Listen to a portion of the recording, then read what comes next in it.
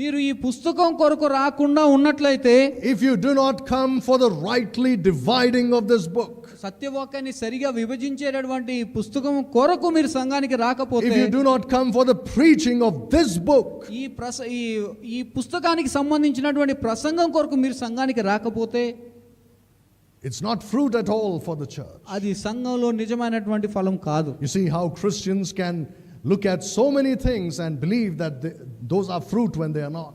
చూడండి, క్రైస్తవులు ఇటువంటి వాటి అన్నిటినీ కూడా చూసి వాటికి ఆకర్షితులై వెళ్తూ ఉంటే అదే నిజమైనటువంటి ఫలం అని భ్రమపడుతూ ఉన్నారు ఆ నకిలీ ఫలాలను చూసి.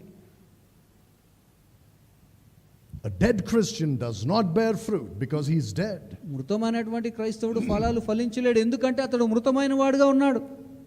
He is dead spiritually, not with regards to salvation. రక్షణకు సంబంధించి కాదు, కానీ ఆత్మీయంగా అతడు మరణించినటువంటి వాడిగా ఉన్నాడు. As far as